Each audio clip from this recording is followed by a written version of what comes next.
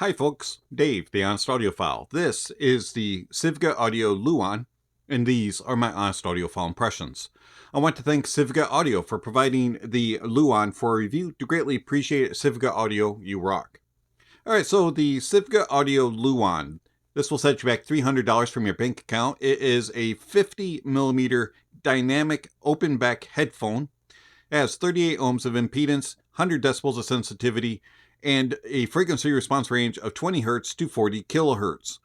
It weighs 354 grams. The Sivga Audio Luan. This thing is built very well, and I really like the look of it. Now, Sivga Audio has always impressed me with their build quality. I've never really had any complaints regarding it, and the Luan is no different.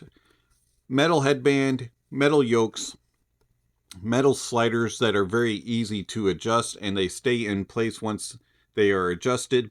You have a leather strap, and then it says Sivga on top, a little bit of padding here on the bottom of it, and it's very flexible, very soft. I really like that. You have wood cups. You can get it in the dark wood or a lighter colored wood. It has metal grills, which are very nice feeling and feel quality. And then you have 3.5mm inputs here on the bottom for your headphone cable. That's a change for Sivga. Normally they were using 2.5mm, so I'm glad to see that they have upgraded to 3.5mm. And then you have plenty of swivel and move, and it's just a very, very flexible headphone for comfort, and you can fit any size head. The cups are nice and large. As you can see, you have L and R on the inside, so you know which one is which. And then also right here, it says L and R.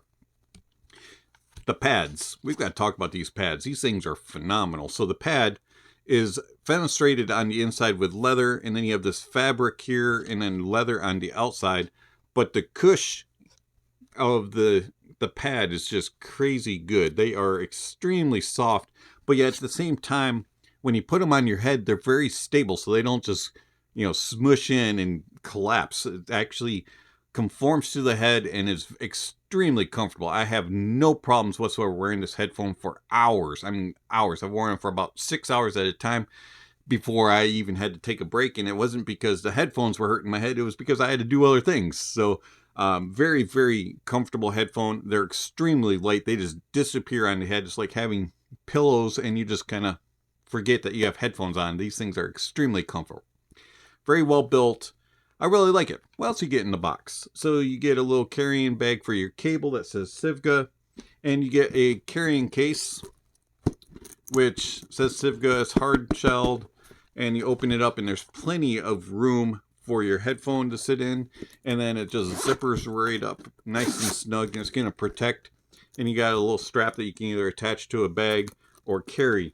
I like that carrying case.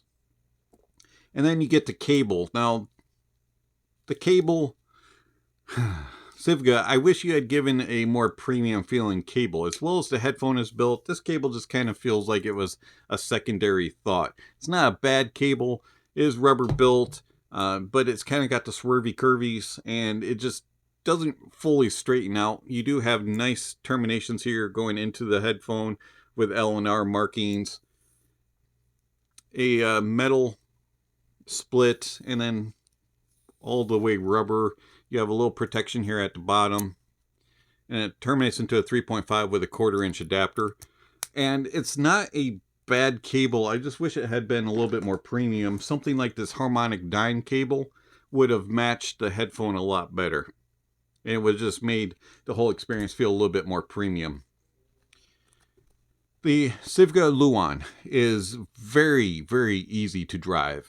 No issues whatsoever powering them off of a dongle, a DAP, or desktop, and I had no issues at all, no matter what I used. It was just very easy. Didn't take a whole lot on the volume pot at all, and especially on desktop, you barely had to turn the volume knob to get them to be loud, being 38 ohms and 100 decibels of sensitivity. Nice thing is they do take to power very nicely, and they scale with better gear, so the better quality, the better the performance of the Luan. I did notice that they do reveal differences in sources, whether it was a warm source or more analytical or a sterile cold source. You did notice that. I preferred it a little bit on a little bit more natural, warmer sound signature. The cold, sterile type of sounds kind of brought out a little bit of the peaks that do present themselves a little bit in the upper mids and in the treble. We'll talk about that here in a minute. But overall, the Sivga Luan is a very nice headphone. I like the build of it and the ease of it to drive. How does it sound? So the Luan has a fun but yet neutral bass. The bass is actually fairly close to being linear. It does roll off slightly in the sub bass, and there's a slight rise in the mid bass, and then the upper bass does not bleed into the mids. I find that there's enough impact and enough slam in the mids, in the upper bass and mid bass area. The sub bass is a little bit lacking. You do get a little bit of rumble and grumble, but the most part of the impact is going to come from the mid bass and the upper bass. I find that there's good control there, and it doesn't get confused or jumbled or mumbled up on any busier tracks, and it has a nice tonality and good tone and timbre. I do wish that it had just a little bit more authority, but overall it's a nice hitting, more neutralish leaning bass. If you're a bass head or you like a lot of bass, the Luan might disappoint you a little bit. I find that the mids of the Luan are extremely nice. Now they are slightly elevated in the upper mids region, so if you're sensitive to the upper mids, they may come across as a little bit on the bright side.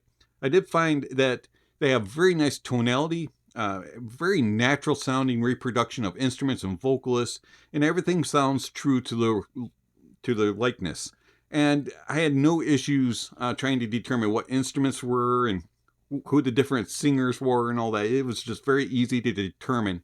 There's good space, nice layering, and exceptional tonality in the Luan's mids. They are a little bit forward in the upper mids, and at times they can come across as being a little bit bitey, a little bit edgy, and there can be a little bit of sharpness there, and you may find that it's a little sibilant to your ears. For me, it was borderline, and at times there were moments where dialing it back just a little bit on the old volume knob helped out. So it can be a little bit on the edge.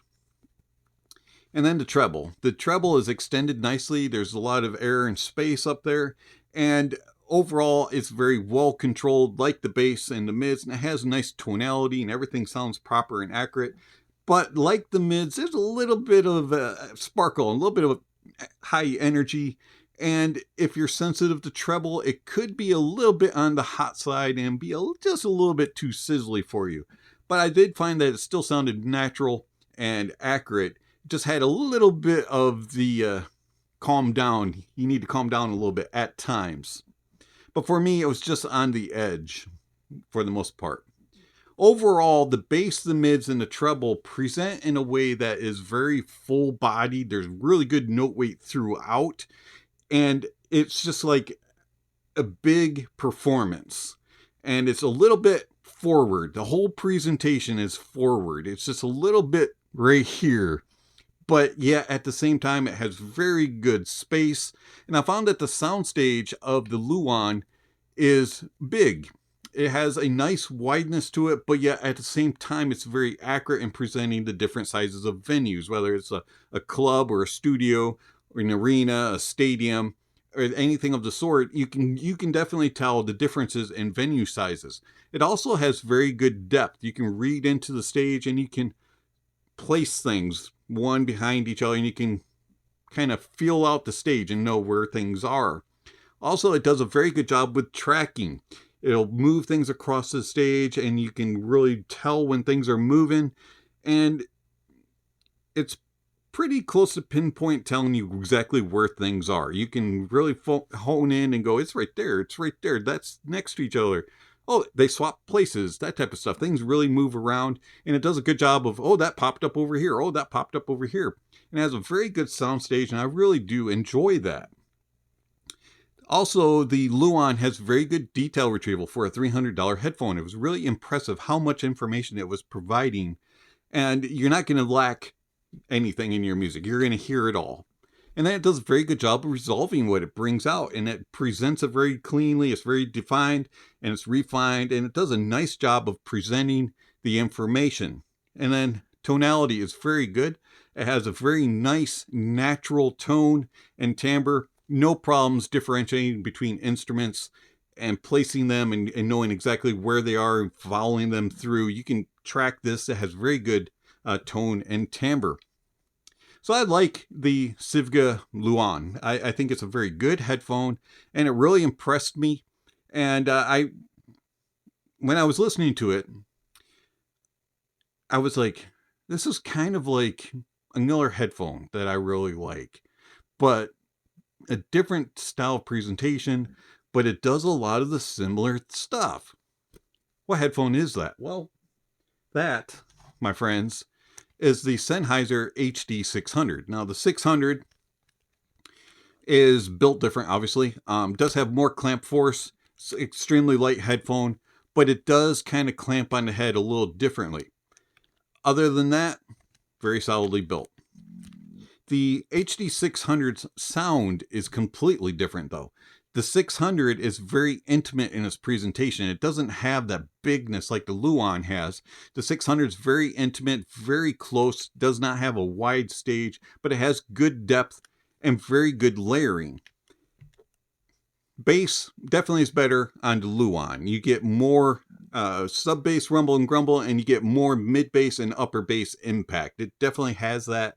And you also will have a little bit more of a fullness and body to it.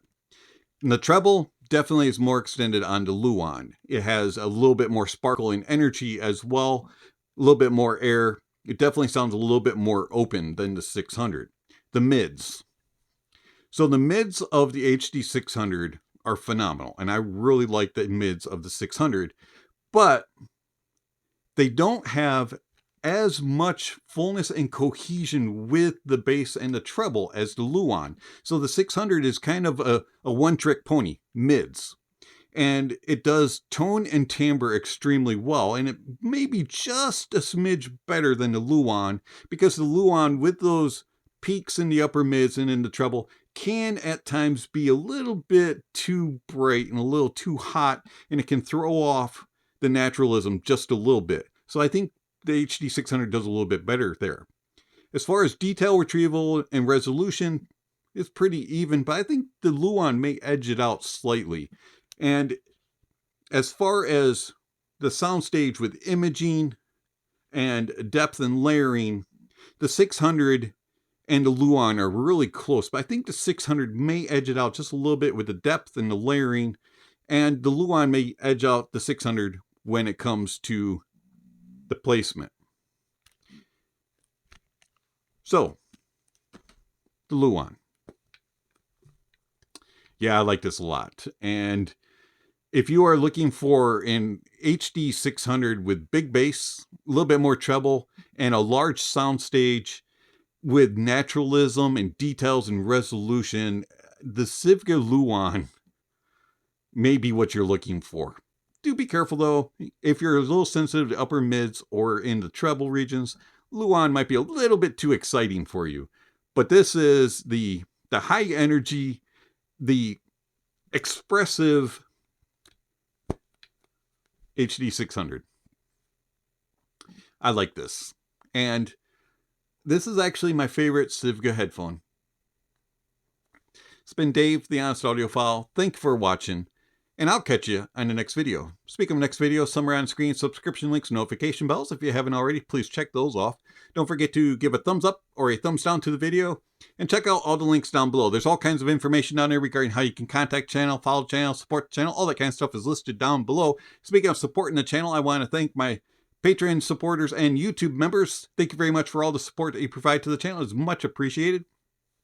All funds that are given to the channel through support are put back into the channel. So if you are interested in supporting the channel, please check out the links down below. There's all kinds of ways that you can do it, through one-time gifts through PayPal and Venmo, or you can give a monthly subscription through Patreon or YouTube memberships. With those memberships, there are different tiers in which you can get access to my private Discord server. And also, you may be able to, if you go to the different tiers, have an opportunity for patron-only live streams and also private chats with me. So, if you're interested in all that, check out the links down below for Patreon and YouTube memberships. Thank you for watching, and don't forget to enjoy the music and that honesty is the best policy.